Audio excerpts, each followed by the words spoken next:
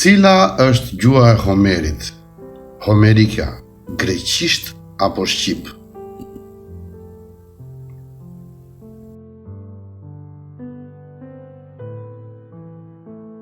Kur Homeri ishte grek dhe shkroi greqisht, përse grekët e përkthyen Iliadën në greqisht?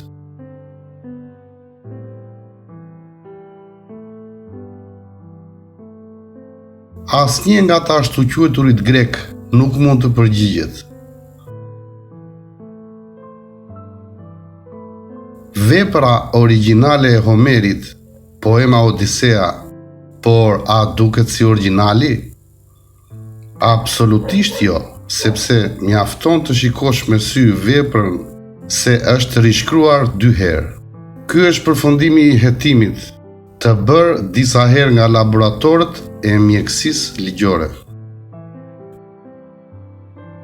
Pra është shkruar ajo që dëshironin shkrimtarët.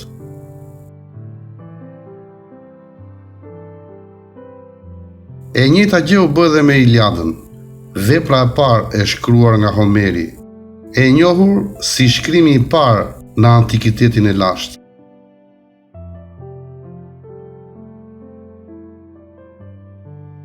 Një pyetje që mundon gjithë studiuesit është: përse priftërinë katolike ortodoks kanë shkruar apo përkthyer veprat e lashta në latinisht dhe greqishten e sotme në mesjet, kur këto 2 gjuhë ishin të vdekura? Latinishtja kishte shekuj e vdekur, ndërsa gjuha e Bizantit nuk flitej nga populli, por vetëm nga kisha.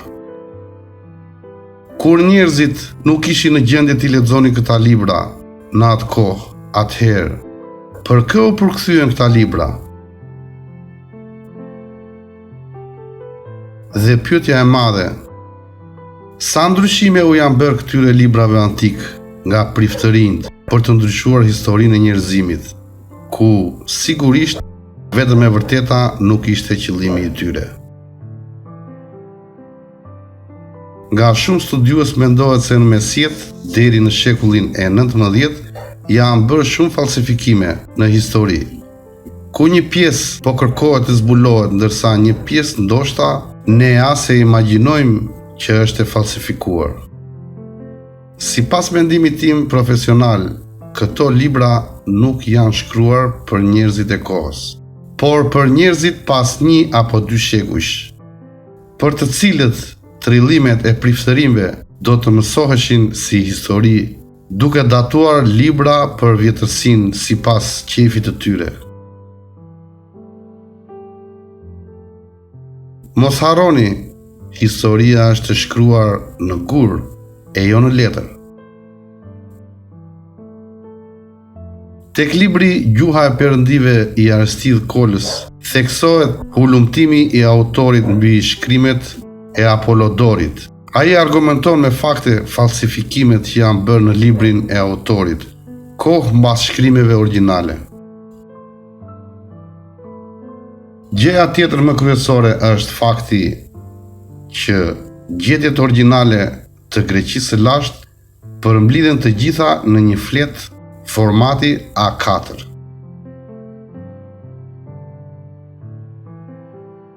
Tek studimet e Pokornit theksohet që fjalët autentike homerike të lashta ngelen të papërkthyera dhe ato në fakt janë vetë shqip.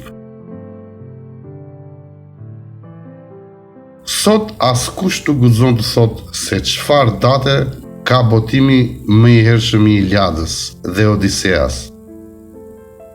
Shumica e librave të autorëve klasik dhe të lashtë janë mbas shekullit të 5 të erës sonë, dhe shumica datojnë në shekullin e 15, kur vjen dhe rilindja europiane. Lind pyetja: ku janë librat origjinal që u përkthyen apo u referuan botimeve të vona? Përse vetëm 2 persona në botë kanë patur apo kanë flet hyrje për këto shkrime? Përse shumë studiues censurohen sikur Pokorni?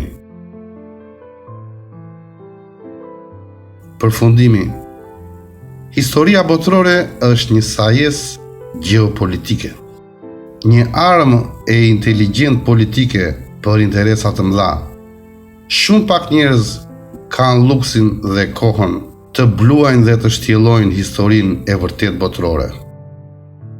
Ata thjesht janë të dashuruar me mendimin e lirë dhe krijues të së vërtetës. Ata thjesht janë të lindurit.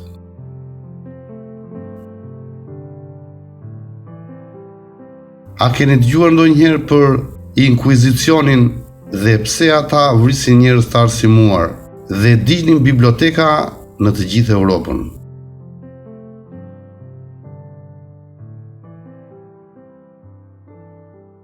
A keni parë ndonjë origjinal të tregimeve greke? Apo cili është libri më i vjetër që ata kanë shkruar?